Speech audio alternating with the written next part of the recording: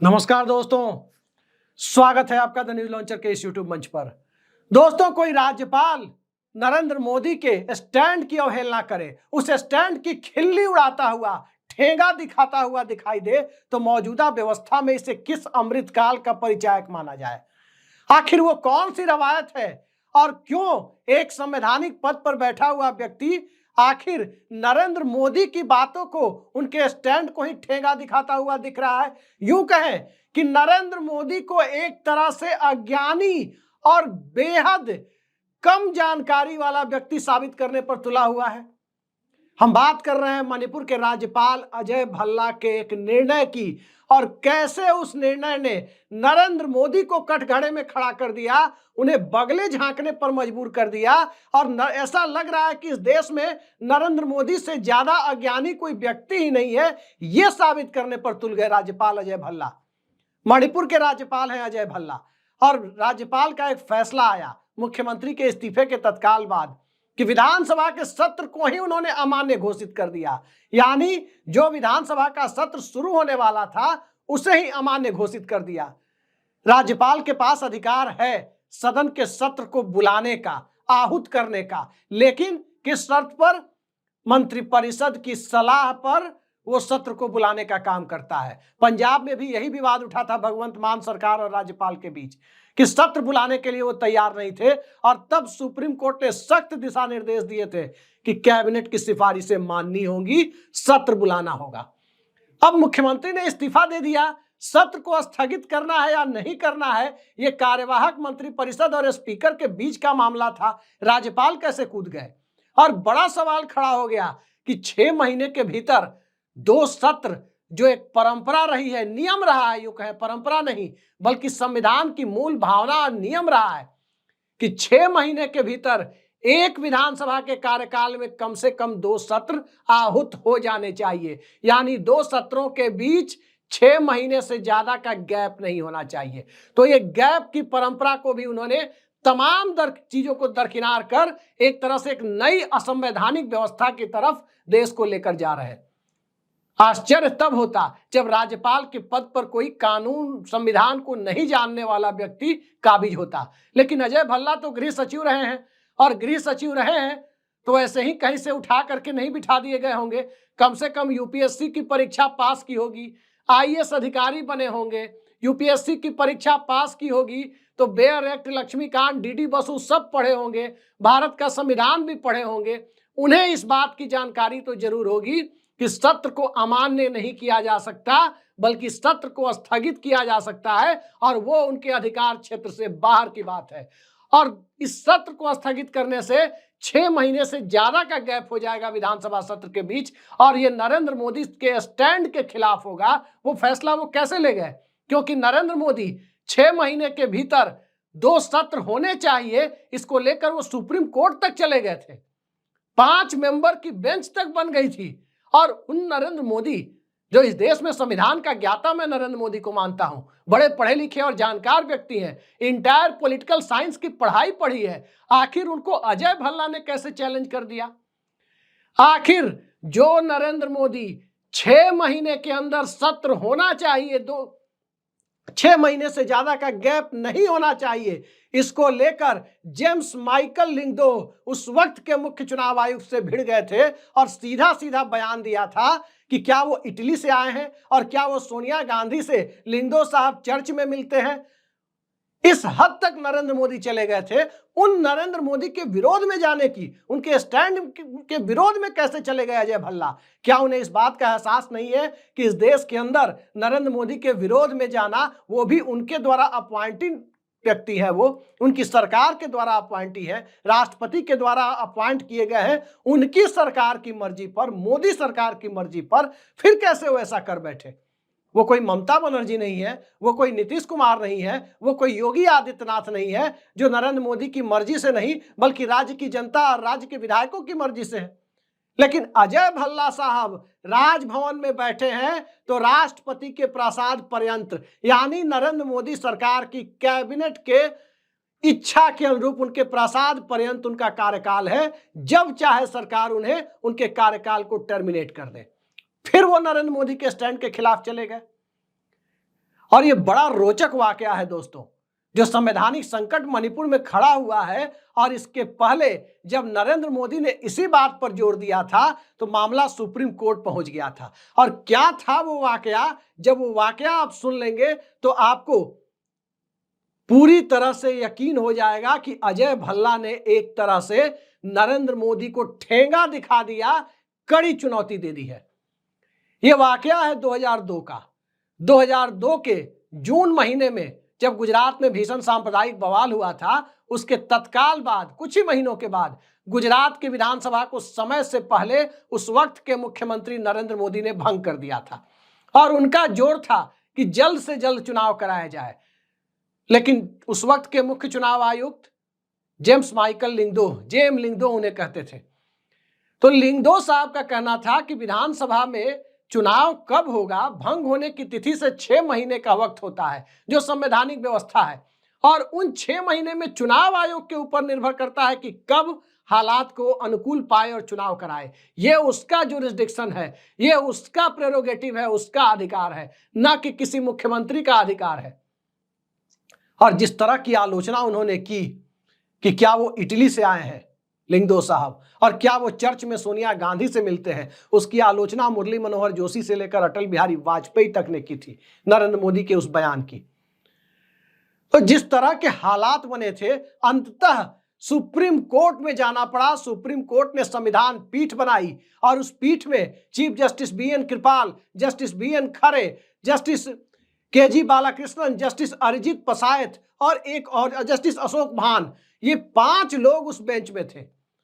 और तब वो बेंच का फैसला आया कि एक विधानसभा के अंदर 6 महीने के गैप से 6 महीने से ज्यादा का गैप नहीं होना चाहिए 2 सत्रों के बीच। 2 अलग अलग विधानसभा, यानी एक विधानसभा जो भंग हो गई और अगली विधानसभा जो आनी है उस पर यह 6 महीने का नियम लागू नहीं होता।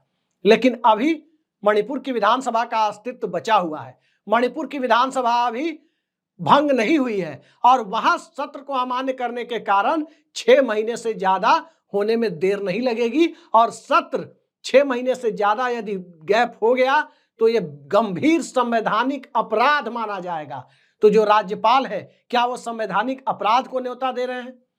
क्या संविधान की अवहेलना कर रहे हैं? मतलब जिस बात के लिए, जिस तथ्य के लिए नरेंद्र मोदी जेम लिंगदोह से भिड़ गए थे, अपनी पार्टी के शीर्ष नेता अटल बिहारी वाजपेयी और मुरली मनोहर जोशी की आलोचना का शिकार हो गए थे, पूरे देश के निशाने पर आ गए थे, उस बात को लेकर अब अजय भल्ला नरेंद्र मोदी के स्टैंड के अगेंस्ट जाकर के काम करें, यह बड़ा अजीब दिखाई देता है।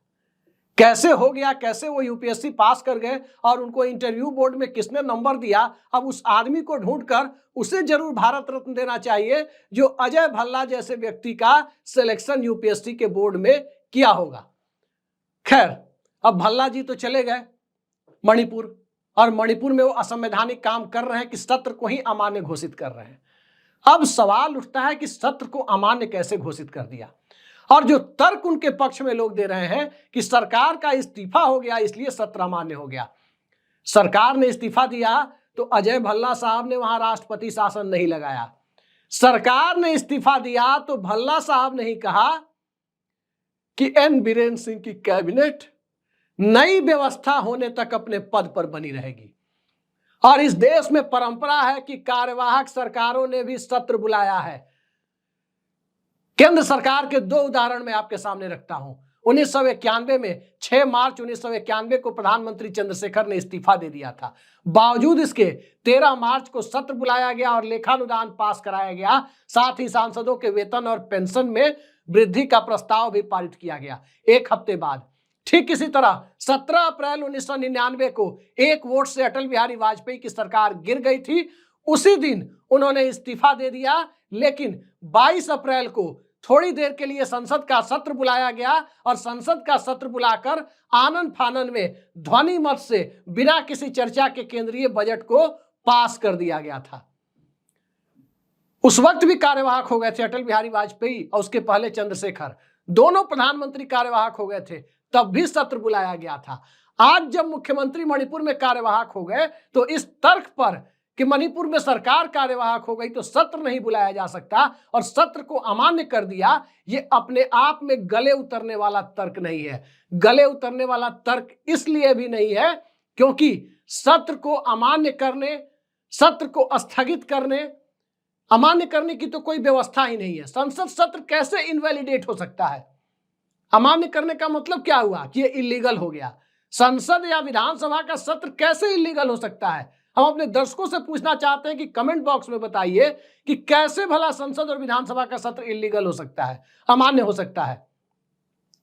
सत्र को स्थगित करने का अधिकार सिर्फ और सिर्फ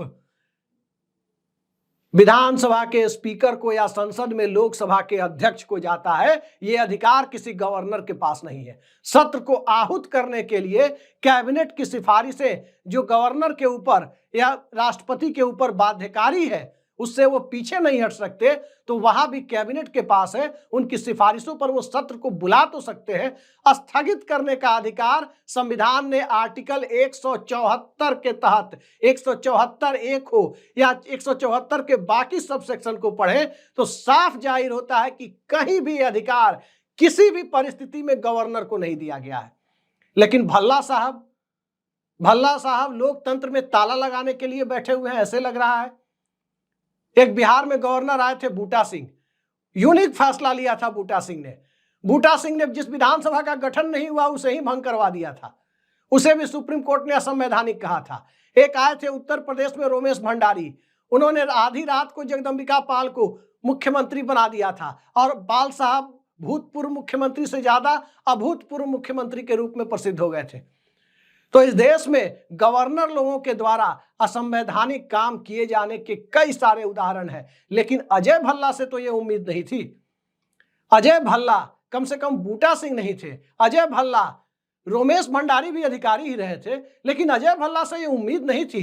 वो सिस्टम का हिस्सा थे, वो होम मिनिस्ट्री में थे, गृह सचिव थे, आईएएस अधिकारी थे, यूपीएससी की परीक्षा पास की थी उन्होंने। वो कैसे मणिपुर में ये काम कर रहे हैं, ये किसी के गले नहीं उतर रहा। और कैसे उन्होंने सोच लिया कि नरेंद्र मोदी के स्टैंड को ही चुनौती दे देनी है, क्योंकि याद रखिए नरेंद्र मोदी का स्टैंड गलत रहा हो 2002 में या सही रहा हो, उनके स्टैंड पर सुप्रीम कोर्ट को बैठना पड़ा था। उनके स्टैंड के बाद जेएम लिंगदो से सीधी टकराहट हो गई थी, और वो भी तब जब दो अलग अलग विधानसभा के सत्रों का वो इलॉजिकल, मतलब गैर वाजिब तर्क दे रहे थे, तब उनका स्टैंड था। लेकिन एक विधानसभा के मामले में तो भल्ला साहब जो कह रहे हैं कि एक ही विधानसभा है और पिछला सत्र के बाद अगर यह सत्र अमान्य हुआ है तो 6 महीने से ज्यादा का गैप होने के पूरे चांसेज है, फिर भल्ला साहब को केंद्र सरकार ने कैसे गवर्नर बना रखा है? मणिपुर किस हालात में है? पिछले 1-1.5-2 सालों से मणिपुर की क्या हालत बनी हुई है, पूरी दुनिया ने देखा है कि जिस तरह विश्व गुरु बनाने की बातें की जा रही है, तो क्या वही विश्व गुरु जो तस्वीरें वहां से आ रही है और उस विश्व गुरु के वाइस चांसलर कहने से उनका थोड़ा डाउनग्रेड हो जाएंगे, राज्य में जो विश्वविद्यालय होते हैं उसके चांसलर होते हैं, तो क्या मणिपुर में विश्व गुरु के चांसलर अजय भल्ला यही सत्र को, असेंबली के सेशन को अमान्य करके विश्व गुरु बनाएंगे? ऐसे चांसलर से ईश्वर मुक्ति दिलाए इस देश को, क्योंकि इस तरह के चांसलर विश्व गुरु बनाने चले तो विश्व गुरु तो छोड़ दीजिए, विश्व चेला का दर्जा भी नहीं मिलेगा। और जब चेला का दर्जा नहीं मिलेगा तो लोकतंत्र और संविधान को भी ठेंगा दिखाने, और यहां तक जब नरेंद्र मोदी को ही ठेंगा दिखा दिया जा रहा है, अवतारी पुरुष माने जाने वाले नरेंद्र मोदी को, इंटायर पॉलिटिकल साइंस के प्रकांड विद्वान माने जाने वाले नरेंद्र मोदी को ठेंगा दिखा दिया जा रहा है, तो हमारी, आपकी और इस देश की जनता की भला बिसात ही क्या है? खैर, मोदी जी अभी गए हैं फ्रांस, अमेरिका जाएंगे, ट्रंप साहब से मिलेंगे, और ट्रंप साहब से आएंगे तो पता नहीं भल्ला साहब से मिलेंगे या नहीं मिलेंगे। लेकिन भल्ला साहब से मिले या नहीं मिले, लोकतंत्र का दही भल्ला जरूर कर दिया है मणिपुर के अंदर अजय कुमार भल्ला ने। तो अब देखते जाइए आगे क्या क्या करते हैं। फिलहाल तो लोकतंत्र का जो दही भल्ला हो गया है उसी का आनंद लीजिए। आज के लिए इतना ही, नमस्कार।